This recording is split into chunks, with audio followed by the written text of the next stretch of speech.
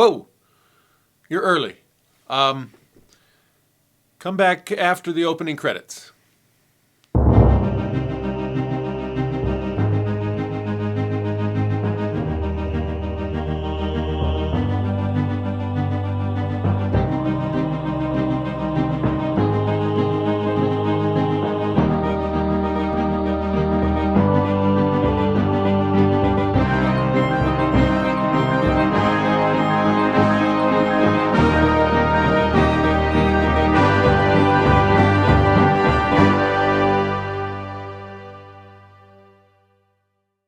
February and March can be principally characterized as simple workouts.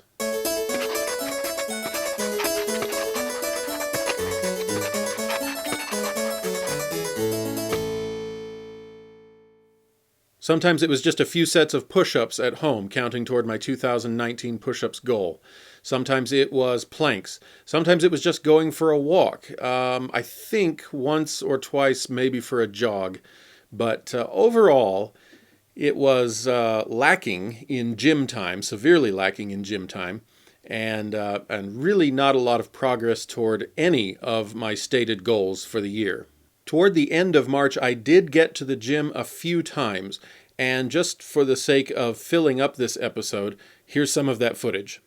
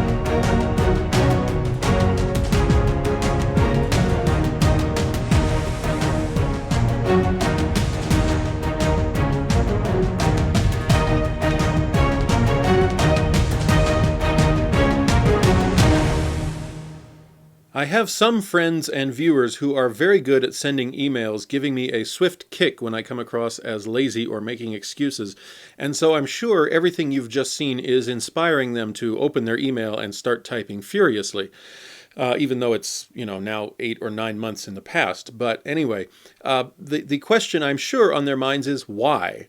Why did February and March fail to be anything noteworthy? It was largely 2 months, wasted. It's almost a harsh word, but yeah, not a lot happened. Why? Yes, okay, good question. Well, for one thing, I do have some passions in my life, some hobbies and dreams and desires that actually take some priority over achieving the perfect body. I may have even said it before. I don't remember what I've said to people in person and what I've said to people in this video series and all of that, but I have a lifelong passion of film production and a sort of a side hobby of theatrical production. And starting in early January, I had the opportunity to participate once again as a director at the Cascades Theatrical Company, where they were putting on Thornton Wilder's The Matchmaker.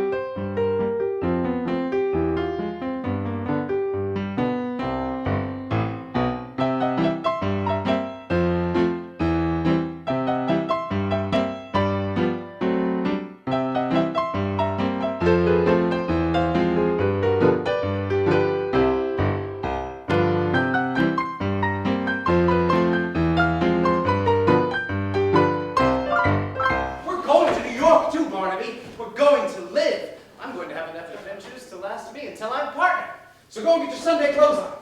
What? Yes, I mean it. We're going to have a good meal, and we're going to be in danger, and we're going to get almost arrested, and we're going to spend all our money. Holy cabooses! And one more thing. We're not coming back to Yonkers until we've kissed a girl. Kissed a girl? Cornelius, you can't do that. You don't know any girls.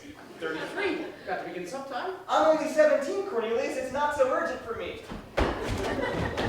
Don't start backing down now. If the worst comes to the worst and we get discharged from here, we can always join the army. If you're unfamiliar with The Matchmaker, the name Hello Dolly might help. If you're familiar with that very famous Broadway musical, then you know the plot of The Matchmaker, because Hello Dolly was the musical based on The Matchmaker. That was the play that Thornton Wilder wrote first in the 1950s, and then it became the big budget musical with Carol Channing. So we went back and did the original play before there were songs, and I had a lot of fun doing it. I could run with that topic for quite a while because play directing is something that I am very excited about, and I derived a great deal of pleasure from directing The Matchmaker. The first play I've directed that I would call an actual farce, just fast-paced, hilarious comedy from start to finish, and me and the cast and crew had so much fun putting it together and bringing it to life down in Bend, Oregon. But this is a video series about my health and fitness, so I do need to relate it back to that topic. Directing a play, especially on a volunteer basis, so I still need to keep my paying jobs and then spend my evenings down at the theater, can be a very time-consuming process. Directing a play is even more time-consuming than being in one because I have to be constantly thinking about it, and even during the day when I'm not at work, I have to be figuring out what's next. You know, how are the costumes progressing? How is the set progressing? What do I need to do, you know, to help things move forward? There's always something going on. And so that is largely the reason why February was practically a no-show at the gym and very minimal exercise even at home. The play opened on February 15th and lasted until March 3rd, I believe. The first Sunday in March was our last show. And at the end of our second week of shows, I got sick. I got very sick to the point where even though I was actually involved in the play, I kind of needed to be there. On Sunday, some date that I'll put across the bottom of this screen, I actually found a cushion, a large cushion in the back room backstage. And when I wasn't on stage, I was laying on that, getting some rest. And cast members were saying, "You can go home, we'll cover it." And I said, I can do this. I can do these, the few little things that are required of me. But whatever it was, I'm sure it wasn't just the common cold. I don't know if it was a flu. I don't know. But it basically took me out of any exercise for a solid week, and even then there was recovery, and I did not feel back to my full self for 3 full weeks. I tried valiantly when it first hit to get something done. I think I have 5 days in a row in my workout journal at the end of February of lying leg lifts, where just feeling miserable but determined to have something in the workout journal, I laid down on the living room floor and I did lying leg lifts, 3 sets of them, and I wrote that in the journal. And like I said, I think it was 5 days in a row. Which leads us to March and my slow recovery from whatever I caught, and the very first day of my workout journal where I had to write the word missed. I had an unofficial goal of doing something every day this year. So on the downside, yes, that goal kind of went out the window in March. But on the other hand, I got all the way to March, which that's a long time for me and my sense of perfectionism. Every year when I make New Year's resolutions, some of them, not only have they missed a day in January or February, but sometimes they have completely fallen apart and I've dismissed them. I said, you know what, that's not going to work this year. That's the way I am, for better or for worse. So to get all the way to March without missing a single day, I felt pretty good. The hurdle then became, my mental hurdle, when I have a resolution and I miss a day. If I say every day I want to do that, whatever it is, the moment I miss a day, my brain goes, and contemplates throwing in the towel entirely until the next New Year rolls around. It has happened a lot in my life. So my biggest hurdle right there was to tell myself, no, you cannot afford, for many, many reasons, you cannot afford to just go, ugh, never mind. One, you've got this video series. No starting over again in 2020. You have to push forward. Two, you are in your 40s. It's only going to get harder to get in shape. If you take the next 9.5 months off, starting again in 2020 is going to be a recipe for just failure, complete failure in life, to never even get close to the body I want. And third, a bunch of people online will chew you out mercilessly. So I pushed forward. Offhand, I should have taken notes, but I don't remember if I missed any other days in March. I might have missed a couple. But I steeled myself against the temptation to just start letting it slide. So yeah, there's that.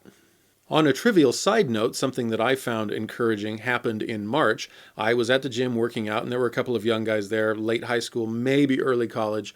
And I had my camera there, tripod. When I shoot this stuff for this series, it kind of looks like I've brought a small studio to the gym, which is one of the reasons I go late at night when almost no one's there, so I don't get in anyone's way. But anyway, I was there working out, had the tripod and the camera, filming my workouts, and there came a point where these two young guys were using one of the workout benches near me, and one of them, spoke up. He got brave enough to come over and say, "What's up?" and inquire about why I had the camera. And I said, "Well, I have a video series, and I load the episodes to YouTube." And so he said, "Cool," and we talked for a bit, and he thought that was really exciting, and he and his friend both.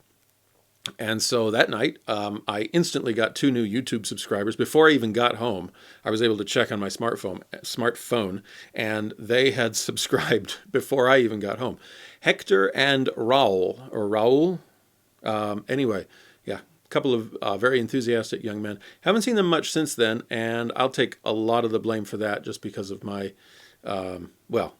that's for later journal entries. But in March, yes, made a couple of new gym friends and subscribers to my video series. So hello to Hector and Raul. I don't even know if they still watch. They're still subscribers.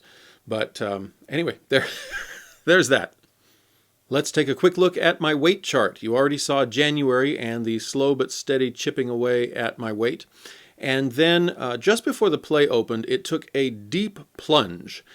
Putting on a play is a lot of mental effort and physical effort. And every time I put on a play, there's a period of time during the rehearsals, especially as we get close to opening night, where my weight has gone downhill. I'd like to say it was because I was eating right. I think it was because I just wasn't eating much because I was busy, and because I was also,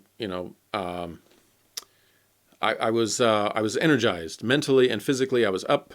I was burning energy because I was crafting this play and working on it. You can see where the play was going well, and my running around and pulling things together and stress levels all dropped, so my weight started to go back up. And then you see this fantastic nosedive. And again, I'd love to say it was because I was suddenly doing everything right. No, it's because I got sick. You can see where I got sick, and you can see it just drop.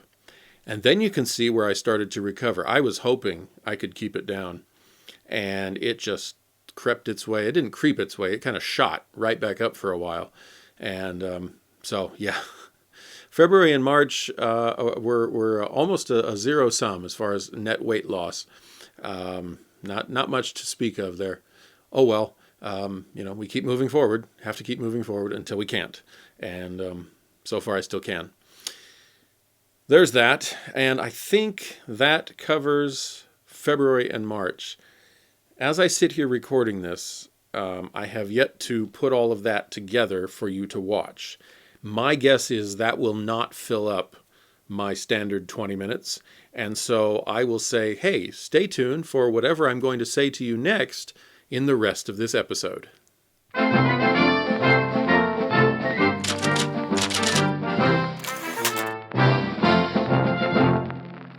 I had several enthusiastic responses of a generic nature to episode 10, my first workout journal entry. There are a couple that I specifically want to quote and reply to, and the first one comes from a user of the Hardcore Underground forum. HardcoreUnderground.com is a forum that is very, very pro steroids, and I don't use steroids at all, so I feel a little out of place there. I don't often have much to say, but I know the owner of the site from a previous fitness forum that I belonged to, and when he started this one, he invited me over, and I said, I don't use steroids. I don't know that I'll have much to contribute. And he said, no, come on over. I love your enthusiasm and your videos and stuff, so I do belong to that forum, and once in a while, when it's a subject I can actually speak on or contribute to, I will post to a conversation going on there. Anyway, I do post links to my videos there, and one of the users, Mindless Work, saw episode 10 and said, "Eye of the Tiger would be a great fitting song." I have to agree, and it's not the first time I've thought of it, and he's not the first person to suggest it. The problem there is it's a copyrighted song, and I do believe, as a video producer and a script writer and film director, I do believe in copyright law and obeying it to the best of my ability and knowledge. So, rather than just take it and say, well, the FBI is never going to notice, I have avoided using it in this channel. But I do agree, Mindless Work, yes. It would be a fitting song to go along with my mascot and my underwear. On that awkward subject, but not in direct response to any particular video, I did post my January starter photos online way back in January, and somebody did comment. I cannot find it. I don't know if it was on Instagram or Facebook or where. Somebody asked, so does buying new underwear motivate you? Not specifically underwear. One of many motivations, and I actually want to do an entire 20-minute episode on what motivates me and how other people can find their own motivation. But to answer this specific question, every once in a while, sometimes just buying new clothing. Maybe it's a new tank top for the gym. Maybe it's new socks or shoes. Maybe it's new workout shorts. And every once in a while, yes, a new pair of underwear. And once the tiger became my mascot, my wife actually found these online, and she bought them for me for Christmas or birthday within the past couple of years.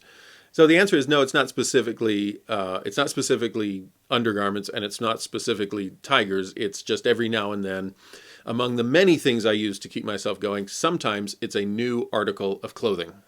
And that's all for episode 11, my second workout journal here on A Body in Progress. Stick around because April does get a little bit more interesting.